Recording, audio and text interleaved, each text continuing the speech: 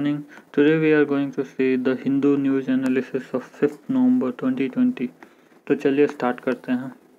तो जो इसमें है टोटल 7 आर्टिकल, लास्ट में प्रीलिम क्वेश्चन देखेंगे और मेंस का 2 क्वेश्चन देखेंगे। ठीक है, तो पहले आर्टिकल के ऊपर नज़र डाल देते हैं क्या क्या आर्टिकल हम लोग को पढ़ना है, ताकि हम लोग को ओवरऑल व्यू रहे कि हाँ ये आर्टिकल हमको आज देखना है।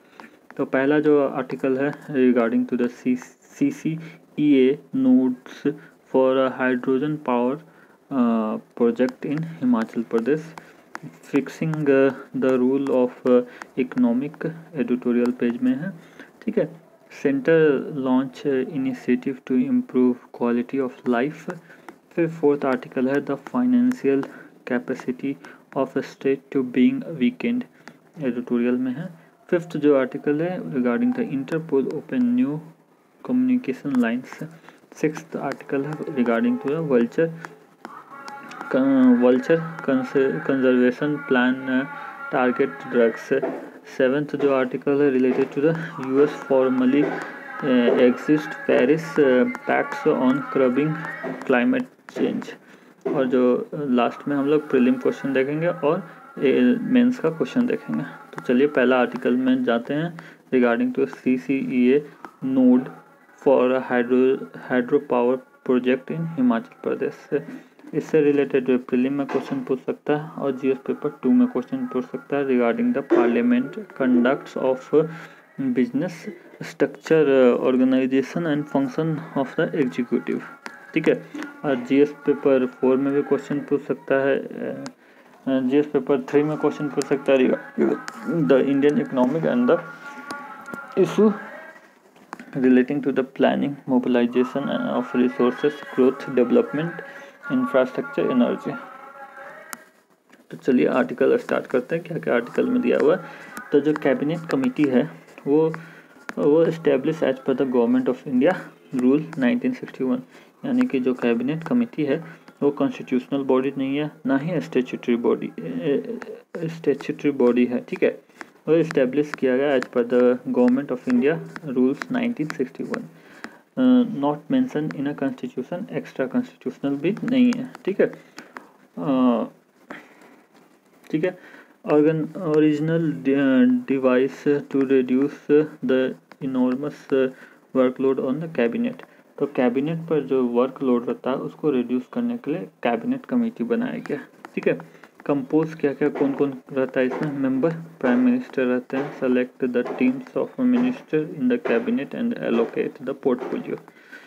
ठीक है, पोर्टफोलियो मतलब कि डिपार्टमेंट होता है, जैसे कि रेल डिपार्टमेंट हो गया, डिफेंस डिपार्टमेंट हो गया। तो पोर्टफोलियो मतलब वो होता है कमर्शियल या इंफ्रास्ट्रक्चर डिपार्टमेंट हो गया, तुम्हारा road and communication shipping department हो गया। तो उस तरह पोर्टफोलियो मतलब ये होता है। ठीक है, क्या पोर्टफोलियो मिला, तुम्हारा पोर्टफोलियो क्या है, यानी कि तुम कौन डिपार्टमेंट में काम करते हो। ठीक है, कौन सा डिपार्टमेंट के मिनिस्ट्री में काम करते हो। तो जैसे कि तुम्हारा शिपिंग मिनिस्ट्री हो गया, इंफ्रास्ट्रक्चर मिनिस्ट्री हो गया, ट्राइबल अफेयर मिनिस्ट्री हो गया, वही पोर्टफोलियो मतलब वो होता है। ठीक है, अब समझ गया पोर्टफोलियो मतलब। तो चलिए आगे देखते हैं। तो चेयरपर्सन कौन होता है, तो मोस्टली प्राइम मिनिस्टर होता है, लेकिन अगर बोल दे ओनली प्राइम मिनिस्टर तो नहीं मारिएगा। मोस्टली प्राइम मिनिस्टर होता है लेकिन ओनली प्राइम मिनिस्टर नहीं। ठीक है, कभी कभी दूसरा भी मिनिस्टर हो सकता है। ठीक है, sometime headed by the other cabinet minister like home minister, finance minister, setup with a broad और स्पेसिफिक मैंडेट्स। कुछ स्पेशल टास्क के लिए यह सेटअप किया जाता है। ठीक है, mostly prime minister setup different cabinet committees with select members of the cabinet and assign a specific function for a smooth and the convenient function of the government। Type कितना कितना टाइप का होता है। The standing committee, cabinet committee जो कि permanent nature में होता है। एडहॉक कैबिनेट कमेटी जो होता है वो टेम्पोररी नेचर का होता है, constituted for a time to deals with a specific problem. ठीक है, standing committee cabinet committee permanent in nature होता है, यानी कि हमेशा स्टैंड रहता है, मतलब ये समझो। एडहॉक मतलब ऐड किए हैं कुछ पार्टिकुलर पर्पस के लिए टाइम टू टाइम। ठीक है, ठीक है, तो अब the government of India transaction of business rule 1961 क्या बोलता है? The committees of the cabinet, number 1, there shall be a standing committee of the cabinet as set out of first schedule to the rule with the function specified therein. The prime minister may from time to time amend the schedules by adding to or reducing the number of such committees or by modifying the function assigned to them. Second क्या है कि each standing committees shall consist of such minister as a prime minister may from time to time specified, मतलब किसी भी minister को वहाँ का ये हेड बना सकता है, ठीक है। फिर सिक्स्थ में क्या बोल रहा है कि any decision taken by the standing और ad hoc committee may be reviewed by the cabinet, यानी कि जो भी डिसीजन स्टैंडिंग कमेटी लेता है उसको रिव्यू करेगा कौन? ये कैबिनेट कमेटी करेगा, ठीक है। फिर उसके बाद currently there are 8 cabinet committee हैं, ठीक है। पहला जो है appointment committees of the cabinet, ठीक है, उसमें उसका भी हेड प्राइम मिनिस्टर होता है, ठीक है। कैबिनेट कमिटीज ऑन एकोमोडेशन, इसका हेड होता है home minister. Cabinet committee on economic affair, cabinet committee of parliamentary affair, इसका भी होम मिनिस्टर होता है, ठीक है। Cabinet ministry of political affair, cabinet committees of securities, cabinet committees of investment and growth, cabinet committees of employment and skill development, यानी कि अभी total 8 cabinet committees है, ठीक है। फिर उसके बाद कुछ और रूल है कि सिक्स्थ में क्या है कि committees of there shall be a standing committees of the cabinet as set out in the first schedules to these rules with a function specified therein. The prime ministers may from time to time amend the schedule by adding to or reducing the number of such committees or by modifying the function assigned to them. Each standing committee shall consist of such ministry as a prime minister may from time to time specified, ठीक है ये। फिर उसके बाद function क्या होता है कि facilitate in deep examinations of policy issues and effective coordination करता है, एग्जामिन करता है, ठीक है। फिर formulate proposal consider for the cabinet, जो भी फॉर्मुलेट प्रपोजल जो भी रहता है वो कैबिनेट कमिटीज बनाता है। टेक डिसीजन, ठीक है, क्या क्या डिसीजन लेता है? तो area delegated to the cabinet committee, normally the decision of the cabinet committee in the question of a decision of government of a day may review the cabinet, ठीक है। फिर उसके बाद cabinet committee of economic affair क्या है कि one of the most important cabinet committees headed by the prime minister, cabinet committee of economic affair, ठीक है, headed by the prime minister। Member कौन कौन है? राजनाथ सिंह, ये सब जानने का कोई ज़रूरत नहीं है। चलिए नेक्स्ट देखते हैं। इसका cabinet committee of economic affair का क्या क्या फंक्शन है ये देख लो। तो नंबर 1 फंक्शन है to review the continuous basis economic trends, problems, prospects for evolving consistency and integrated economic policies framework for the country, to direct and coordinate all activities in the economic field requiring policies decision at a highest level including the foreign investment, यानी कि foreign investment का भी ये देखता है, ठीक है। और तुम्हारा जितना भी इकोनॉमिक ट्रेंड्स है, प्रॉब्लम्स है, ये भी देखता है, ठीक है। ये डील करता है matter related to the fixation of a price of agriculture product, agriculture product का जो भी प्राइस फिक्स करता है, जैसे कि मिनिमम सपोर्ट प्राइस MSP, ठीक है, या गन्ना का जो प्राइस रहता है वो remunerative price of the sugarcane, ये भी cabinet committee of economic affair fix करता है, ठीक है। Price control in respect of the industries, raw materials and product. Raw materials का भी प्राइस फिक्स करता है, जैसे रॉ मटेरियल हो गया तुम्हारा, कोल हो गया है, मिनरल्स हो गया है, ये सब का भी प्राइस फिक्स करता है। इसके बाद deals with increase in the price of essential commodities, मतलब कि एसेंशियल कमोडिटी का भी प्राइस यही economic cabinet committee of economic affair fix करता है। Bulk goods formal informal control करता है, ठीक है। फिर उसके बाद lay down the priorities of public sector investment. Public sector investment का प्रायोरिटी भी सेटअप करता है कौन, cabinet committee of economic affair. फिर उसके बाद है कि to deals with the industries licence, licence भी देता है। Policies proposal including those related to the establishment of joint sector undertaking. फिर उसके बाद रिव्यू करता है performance of the central public sector enterprise structure organisation financial restructuring.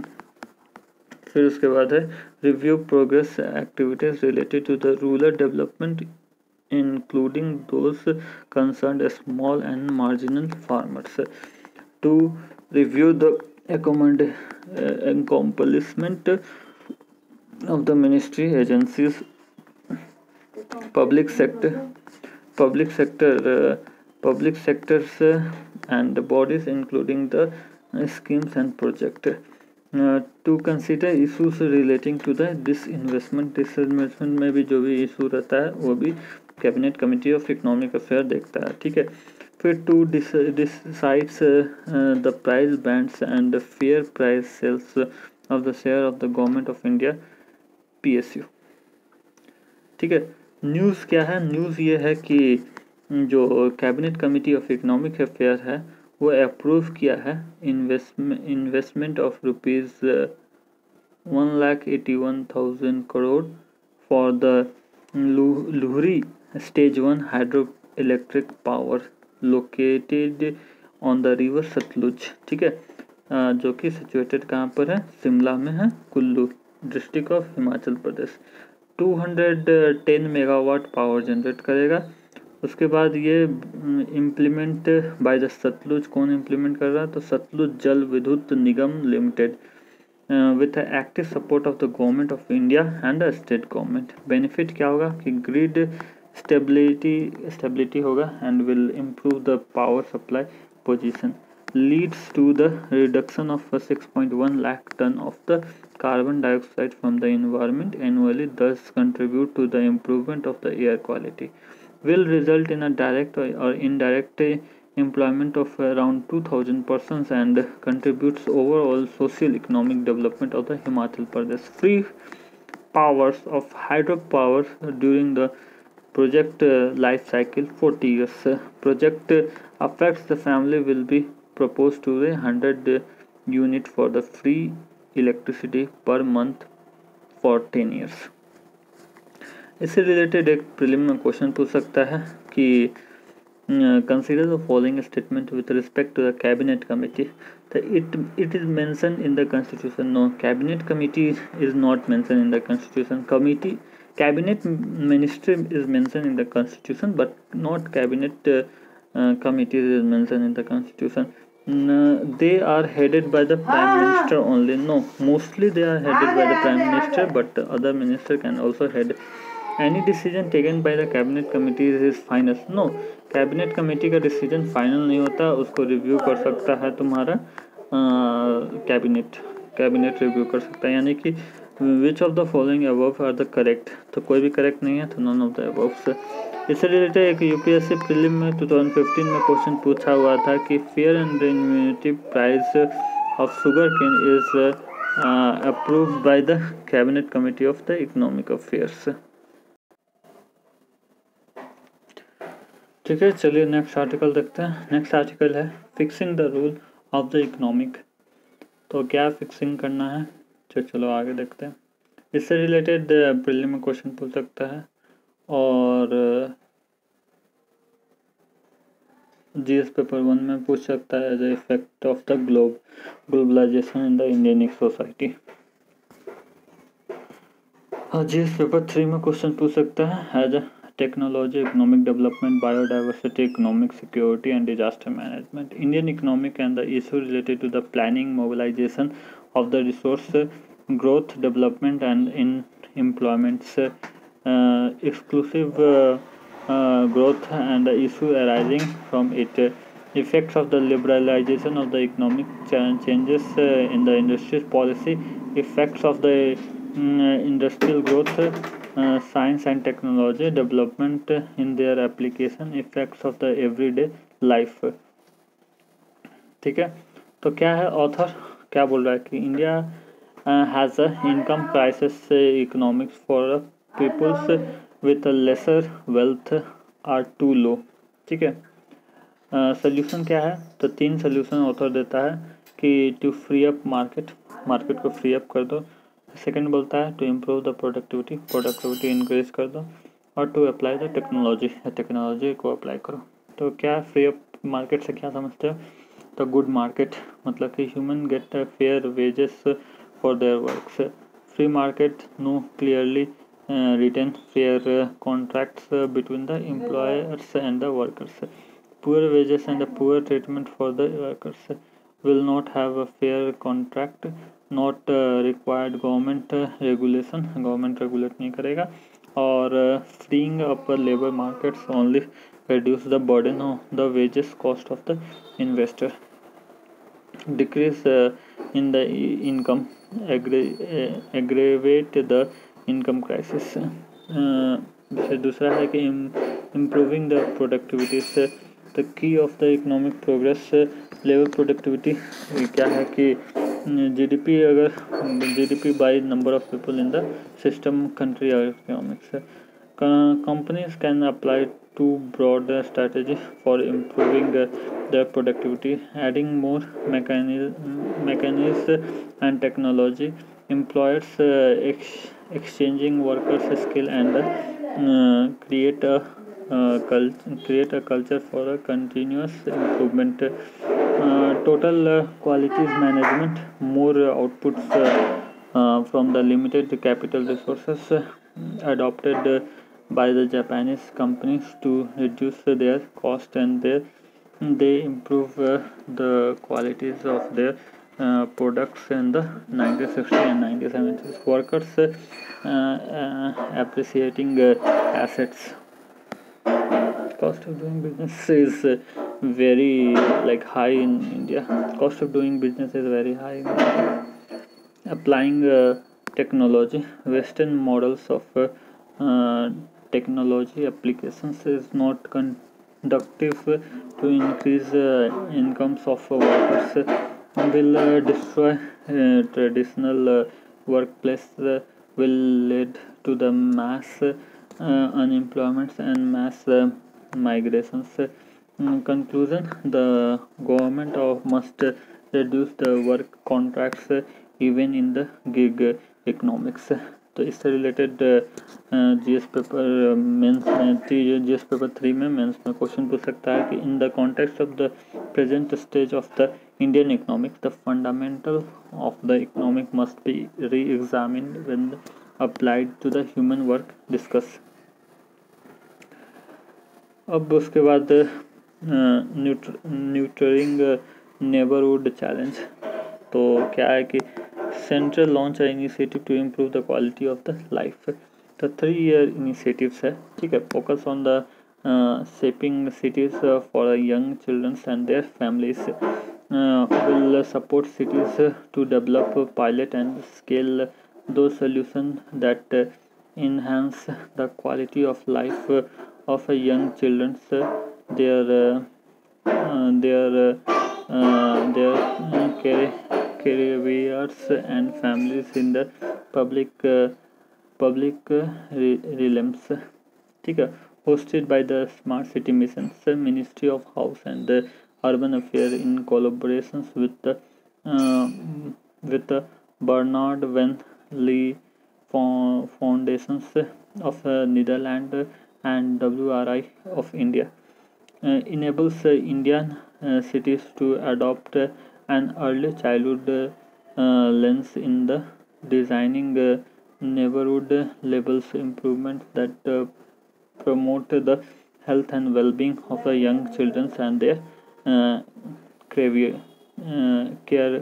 caregivers 2 tier engagement process है, ठीक है। 20 cohort cities will receive technical supports and capabilities buildings over 6 months to do tactical trials and pilots development uh, pilot development pilot development ठीक है। और 10 winners cities will be technical supports for the two फिर eligibility क्या है for all the smart city, all smart city होना चाहिए, other cities with more than 5 lakh population होना चाहिए, और capitals of states and union territories are eligible, agency having substantial area under the jurisdictions development authorities smart city SPV etc. Which of the following statements in the correct with the reference of nurturing neighborhood challenge resulting recently seen in the news। तो पहला जो है कि it will support cities to develop pilot and scale solutions that enhance the qualities of the life of the young children, their caregivers and the families in the public realms। बिल्कुल सही है। It is hosted by the ministry of tourism, ministry health and family, नहीं बिल्कुल गलत है, ये urban affair का ministry के अंदर में आता है। फिर उसके बाद है next article, the financial capacity of the state has been weakened. इससे रिलेटेड प्रीलिम में क्वेश्चन पूछ सकता है और जीएस पेपर 3 में क्वेश्चन पूछ सकता है। As Indian constitution significant provision function and the responsibility of the union and the state issues and challenges pertaining to the federal structure devolutions of the power of the finance। और GS paper 3 में question पूछ सकता है as Indian economics and the issue related to the planning mobilisation and the resource. तो author क्या बोल रहा है कि financial capacities of the state is structurally being weakened, resource mobilisations from centre to the state have reduce considerably, ability of state to expand revenue constraints after implementation of GST, borrowing options for GST compensations shortfalls were against the wish of the states, systematic cuts of the devolutions of the fund shares of the states in tax raised by the union government to the state of the center not adhering the finance commission recommendations, devolution consistently less even every year, substantial reduction of the fiscal resolution capacities of the states। फिर reduce the pool of the funds to the share with the states, central shifted the revenue generation method from taxes to cess and surcharges, centers raise revenue from the cess and surcharges and not share them with the states। Combined effect of the reduced devolution of the funds, divisible pools of the funds, GST compensation and the central grants this years may result in the state experiencing a fall of 20 to 25% in their revenue this years। Way forward क्या है कि in the coming year the revenue generations from the cess and the surcharges will be higher and it can be used to meet any contingency needs। This won't burden the central and the state government. Central should borrow these years GST shortfalls to full and release it to the states so that the burden of the state will be reduced. ठीक है, अब इससे related एक question है कि consider the following statement with reference to the financial commission of India. It is a statutory body, नहीं statutory body नहीं, constitution body है, इसलिए ये ऐसे ही गलत हो गया। फिर नेक्स्ट जो है the recommendation made by the financial commission is binding to the government, नहीं बाइंडिंग नहीं होता है, दोनों इनकरेक्ट है, यानी कि सी ऑप्शन हो जाएगा। इससे रिलेटेड एक जीएस पेपर 2 में क्वेश्चन पूछ सकता है, ठीक है, मीन्स में। As the country remain comfort with the pandemic outbreak, India is witnessing the challenges of fiscal federalism. In the light of the given statement, critically analyze the current center's state financial relation in India. ठीक है, फिर Interpol opens a new communication line से, ठीक है, new communication line Interpol ये open किया है, ठीक है। इससे रिलेटेड एक क्वेश्चन पूछ सकता है कि consider the following statement with reference to the Interpol. It is a United Nation organization that enables the countries to share the access data on crimes and criminals, नहीं ये यूनाइटेड नेशन का organisation नहीं है, ये United nation observer state में है, ठीक है। The red notice of the Interpol is an international arrest warrant for the international warrant fugitive, नहीं अरेस्ट वारंट नहीं है, ये रेड लिस्ट में डालता है क्योंकि वो वांटेड है, ठीक है, अरेस्ट वारंट नहीं है, मगर दोनों इनकरेक्ट है, यानी कि सी ऑप्शन हो जाएगा।